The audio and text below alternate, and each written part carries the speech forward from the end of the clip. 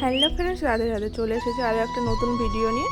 তো আজকে আমি তোমাদের সাথে শেয়ার করব আমি সারাদিন বাড়িতে কি কি কাজকর্ম করি, আমার ডেলি রুটিন। অনেকে তো বলে আমাদের দুটো মানুষের সংসার, কোনো কাজকর্ম নেই। তো তাদেরকে আমি দেখাতে চাই যে আমি সারাদিন কি কাজকর্ম করি।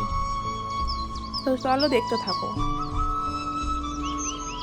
তো দেখতেই পাচ্ছ এখানে আমি ঘরের সমস্ত কিছু নোংরা ঝেড়ে নিলাম প্রথমে, যেহেতু অনেকদিন ছিলাম না বাড়িতে।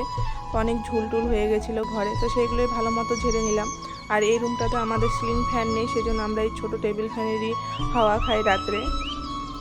তারপরে আমি বিছনা চাদরটা তুলে নিলাম ভালো করে, তারপর বিছনাটা টান টান করে আবার পেতে নিব। তো ঝাঁটা দিয়ে যে বিছানাটা ঝেড়ে নিলাম প্রথমে, তারপরে এখন বিছনা চাদরটা সুন্দর করে আবার বিছিয়ে নিচ্ছি।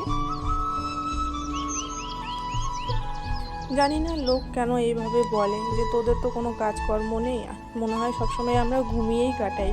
তাহলে আমাদের বাড়ির কাজকর্মগুলো কে করে দিয়ে যায়, এটাই তো আমি বুঝতে পারি না। না আমরা মানুষ না? এত যে সকাল থেকে কাজকর্ম করি, তাও মানুষের চোখে মনে হয় যে না আমরা দুটো মানুষ, আমাদের কোনো কাজকর্ম নেই, আমরা সারাদিন শুয়ে বসে ঘুমিয়েই পার করে দিই। কিন্তু এই কাজকর্মগুলো কে করে দেয়? যেহেতু বাড়ি আছে, আমরা দুটো মানুষ, আমাদের দুটো পেট আছে, রান্না বান্না খাওয়া দাওয়া তো করে খেতেই হবে, তাই না? তাতেও মানুষের কত অসুবিধে।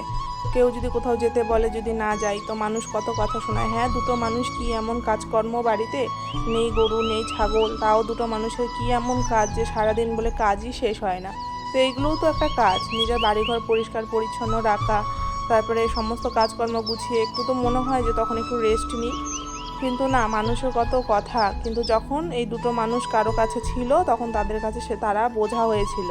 এই দুটো মানুষেরই তখন পেট চালাতে কষ্ট হয়ে যাচ্ছিল। কিন্তু এখন এই দুটো মানুষের সংসারে কোনো কাজই নেই, কারণ তখন আমরা মানুষ ছিলাম, এখন আমরা অমানুষ হয়ে গেছি। সেই জন্য এখন আমাদের কোনো কাজকর্ম নেই, আমরা সারাদিন শুয়ে বসেই পার করে দিই। আর তখন মানুষ ছিলাম, তো তখন পেটে খাবার লাগতো, সব কিছু কাজকর্ম করতে হতো, সেই জন্য তখন সবার সমস্যাও হতো।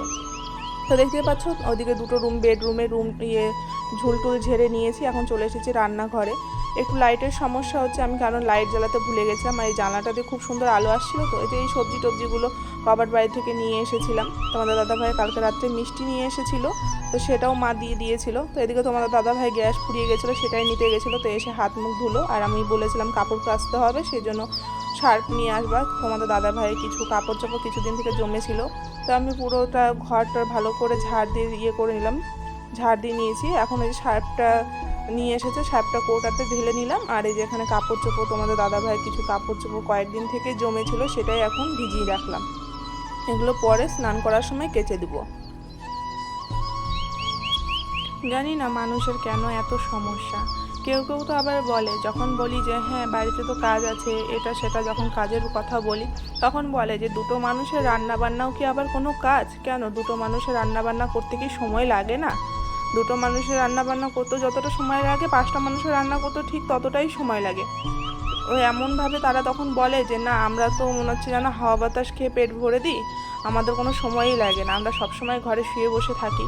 তো তোমাদেরকে দেখালাম যে ওখানে একটা কুমড়ো গাছ, সেটা নিজে থেকেই হয়েছে। আর এই যে এখানে আমি এখন চোখের তল ভালো করে মুছে পরিষ্কার করে নিচ্ছি। আমি প্রত্যেক দিনই মুছে নিই, কারণ জানি না কখন কি পোকামাকড় কি ঢুকে থাকে। একবার তো সাপ বেরিয়েছিল অনেকদিন আগে, তখন থেকেই ভয় হয়েছে। তো সেই জন্য আমি সবসময় ঘর বাড়ি পরিষ্কার পরিচ্ছন্ন রাখতেই পছন্দ করি। একটু এলোমেলো হলে আমার আমার নিজেকেই ভালো লাগে না। সবসময় পরিষ্কার পরিচ্ছন্ন করে গুছিয়ে রাখা আমার অভ্যাস। তো যেখানে কাপড় চোপড়গুলো কেচে নিয়েছি, সেগুলো মেলে দিলাম। আর এখানে আমি একটু চুলে একটু প্যাক লাগাবো, এখানে মেথি আর এখানে আছে তিসি, এগুলো এখন জলে ভিজিয়ে রাখবো, পরে স্নান টান করে দুপুরবেলা বিকেলের দিকে চুলে লাগাবো এটা। এখন এই যে এটা ভিজতে রেখে দিলাম। তো স্নান করে এসেছি, স্নান করে এসে যে পুজো দিয়ে নিয়েছি, আমার পুজো দেওয়া কমপ্লিট। এখানে যে আমি সকালবেলা শশা কেটেছি, পুজো দিয়েছিলাম, সেই মিষ্টি আর বাড়ি থেকে তালের বড়া নিয়ে এসেছিলাম, সেগুলোই তোমাদের দাদাভাই আর আমি খেলাম। আর এখানে ভাত হয়ে গেছে, আর ঝিঙে আলুর সবজি সোয়াবিন দিয়ে করব, আর ভাতের মধ্যে আলু সিদ্ধ দিয়েছি। তো দেখতেই পাচ্ছ যেখানে আমি রান্না করেছি, পরে আর তোমাদের সাথে শেয়ার করিনি। রান্না বান্না করে খাওয়া দাওয়া করেছি, খাওয়া দাওয়া করে কাপড় চোপড়গুলো তুলে ওগুলো ভাঁজ টাজ করে একটু রেস্ট নিয়েছি। তারপর তোমাদের দাদাভাই বললো চলো একটু বাজার থেকে ঘুরে আসি। তো তোমাদের দাদাভাই যে এখানে মোমো খাচ্ছে, আর আমাকে একটা আইসক্রিম ধরেছে, তারপর ফুচকা খেয়ে চলে আসলাম বাড়ি।